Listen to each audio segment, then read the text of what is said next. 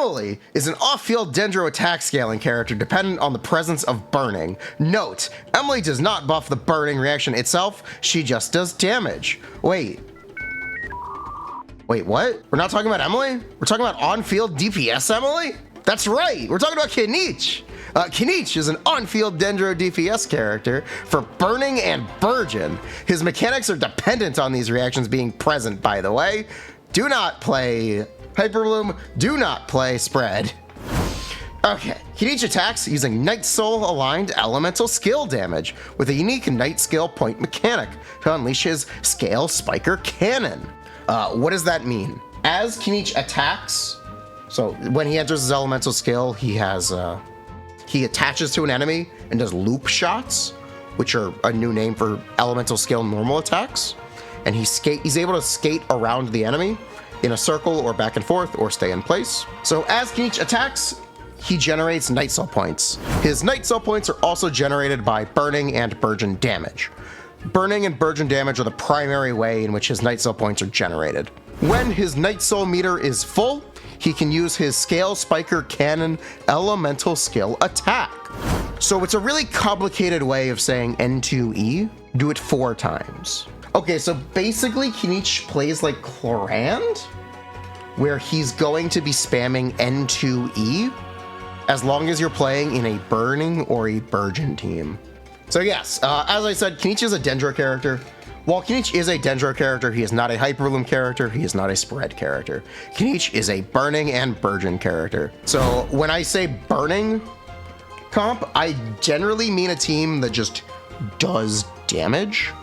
The condition, or like the checkbox for a character being good in a Burning team is, does this team have at least one character that can apply Pyro? If yes, then cool.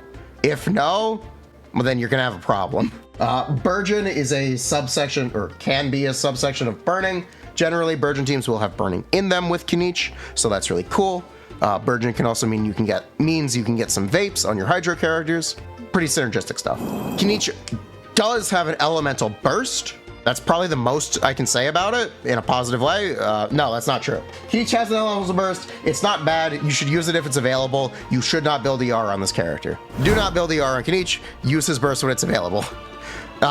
Worth mentioning, Kinich has a new mechanic for his elemental burst. When you use his elemental burst during his elemental skill, he has an anti-grief mechanic where you get the duration of the elemental burst animation added back to his elemental skill duration.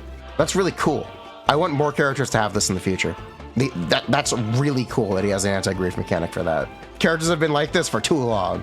Kinich's talent priority is really simple. His normal attacks are in his elemental skill, so just level his elemental skill. You can also level his elemental burst. Don't level his normal attack at all, so elemental skill, better than burst.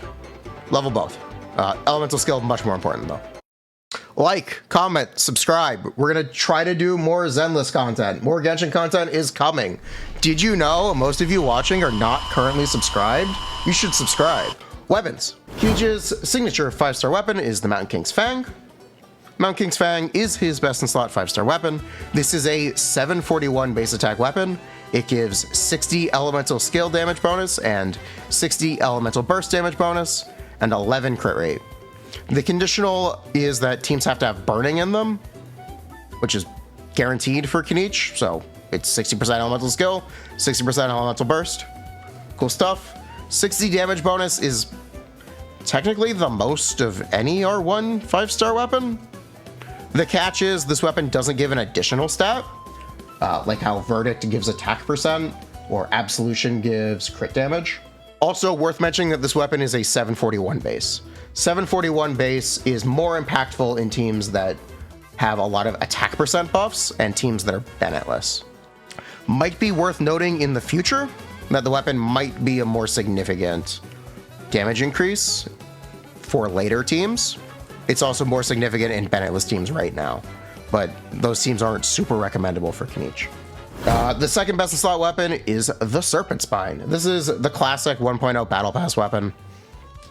It always has had the same gimmick where you need to make sure your DPS is on slot 1, you need to AFK for 20 seconds anytime you do Spiral Abyss, so it can be really painful if you reset a lot. But if you're patient, it's very good. It gives 30 to 50 damage percent. It gives 27.6% crit rate. This weapon can underperform compared to other options when you play Bennetless teams, but right now they aren't recommendable. Deja vu, I just said this. It can also have inconsistency problems if you take a lot of hits, but it should be fine.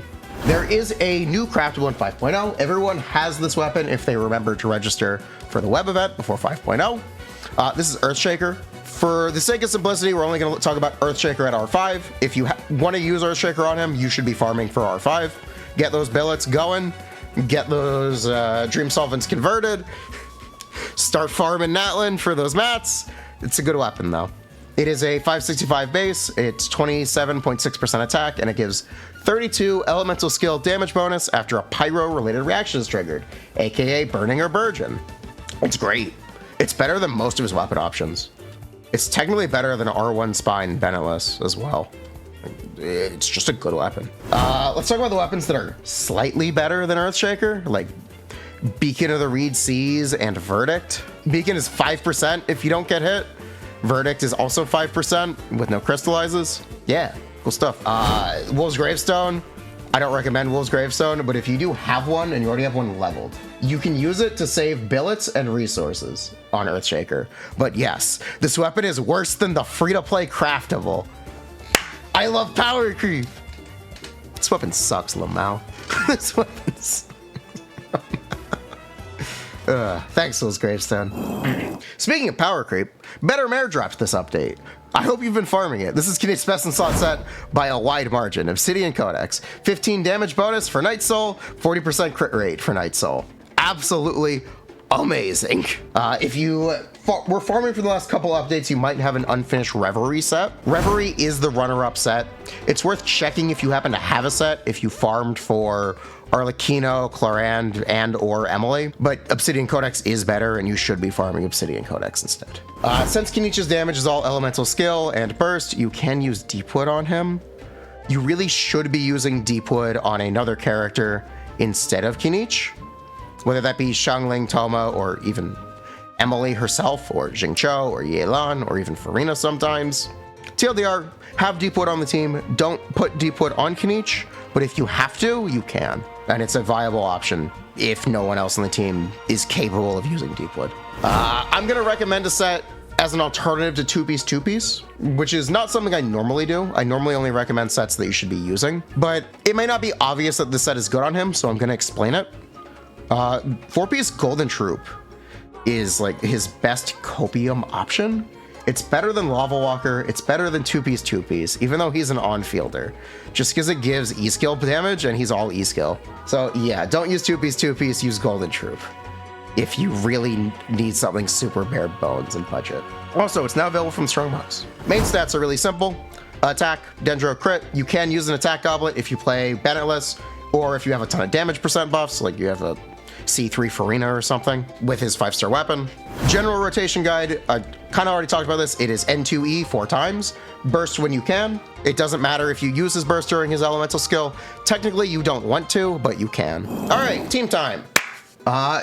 Before I talk about teams, I'm going to quickly explain his teams before we get specific. So, Kinich's teams are just going to be buffers for him and any character who can apply off-field pyro. There are some characters that group with short cooldowns that can apply off-field pyro. This can be very useful in niche scenarios. I'm not super comfortable recommending it, but I can tell you it is technically high DPS on paper because they have shorter cooldowns than Xiangling, which is really, really funny. So what I think will end up being Kinich's most popular or best team is hot taking. It's not Emily. It's not. Sorry. As long as you play Deepwood Xiangling, Deepwood Toma, Deepwood Farina, or Deepwood on any of those characters, you're gonna very likely get the best performance out of Kinich, Farina, Xiangling, Bennett, or Kinich, Farina, Toma, Bennett. Yeah, that is a little bit because people are more likely to have Farina Constellations than they are to have Emily Constellations, and Farina does buff Kinich's own damage, while Emily does not. You get some Farina bonus damage in Vapes, you get some bonus Xiangling damage in multi-hits from Kinich spinning, and you get some Burgeon damage as well. You should get more Burgeons with Toma than Xiangling, just because Xiangling applies more Pyro, which can make getting the core spawns more inconsistent. But that is in theory, we'll have to see in practice. Another popular team option is just going to be something simple like Emily Xiangling Bennett or Emily Toma Bennett, Emily Dia Bennett. I do think Xiangling is a little irreplaceable here, just damage-wise. But I understand people not wanting to use her. And I understand looking at on-paper DPS and going, Xiangling is a 20-second cooldown, it's worth it to use something with a shorter cooldown. He also doesn't necessarily need the Xiangling damage, so that's cool. Emily is a really interesting partner option for Kinich, just because she doesn't buff him, she just does damage. She does generate Dendro particles, which can make his burst come up more regularly, so that's cool. Emily also just does a lot of damage to make her competitive with Furina. I don't know, we'll have to try it. We'll have to see how we like it. It's definitely gonna be easy to play, and it's definitely gonna be nice. But yeah, I'm not super sure. This team, oh yeah. Also worth mentioning, if you want consistent combos with Kinich, teams without Burgeon will have much more consistent combos than teams with Burgeon. Because burning damage hits at more regular intervals, meaning it's more likely to proc his Night Soul ability off cooldown, or his Night Soul generation off cooldown. A full 4-star team that I would recommend playing with Kinich is Kinich Jingcho Toma Bennett. This team can be played with Yelan, with Furina. I kind of already mentioned it with Furina, but yeah. If you do play Furina and you don't want to play Bennett, there is one Bennettless team that I'd recommend. I don't really recommend it, but it's an option. I'm going to throw it out here. You can use Baiju instead of Bennett. Is it questionable? Oh yeah, it is. But if you're really desperate to not use Bennett, you can do it. Also, it could technically be any healer. Now, Chevreuse is on Kinich's banner. Because Chevreuse is on Kinich's banner, I will be pulling quite a bit on him. I need 3 Chevreuses personally, myself. Fingers crossed I don't get cons on Kinich, but if you do end up with Constellations on Kinich, you should probably know what they do.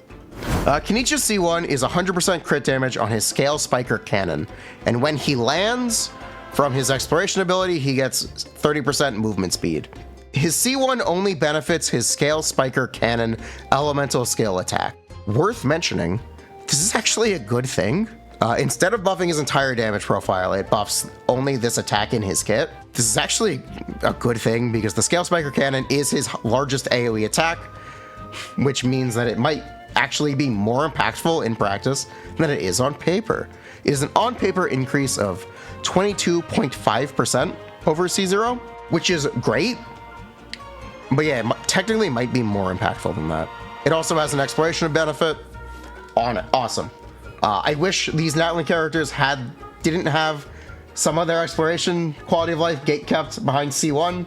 At least it's only C1. Kinich's C2 is 30% Dendro resistance shred when he hits enemies with his elemental skill hits for both Loop Shot and Scale Spiker Cannon. Additionally, his first Scale Spiker Cannon shot has 100 damage bonus and a increased AoE. This makes his Scale Spiker Cannon go from 3 meters to 5 meters, and 100 damage bonus is 100 damage bonus. The relative increase from that is going to depend how much damage bonus you already have, but on paper, this looks like a 24% increase over C1 for his entire rotation, very similarly to Mualani C1. The increase on paper may not be reflective of in reality because it is only one hit, and is one hit at the start of his rotation, which means it could be more or less impactful, much like Mualani C1.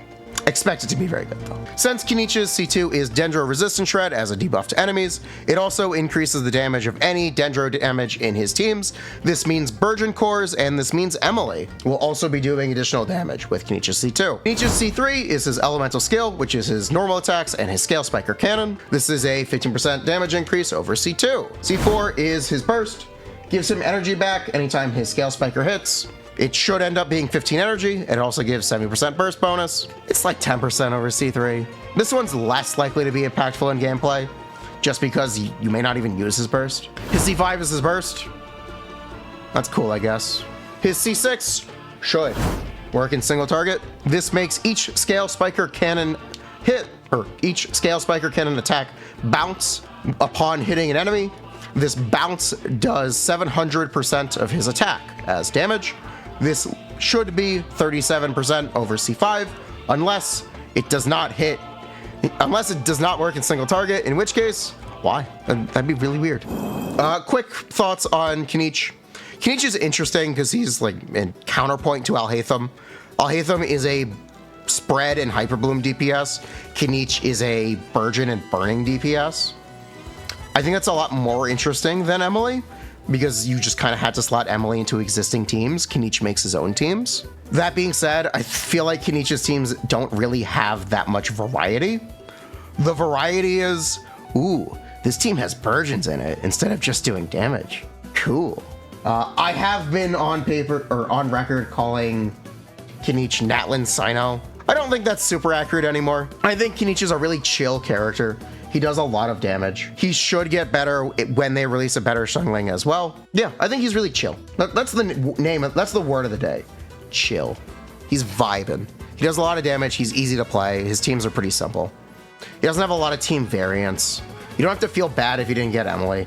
If you do have Emily, that's pretty cool. Give her a try.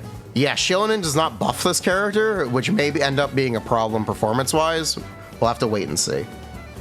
But he might get left behind. We'll see.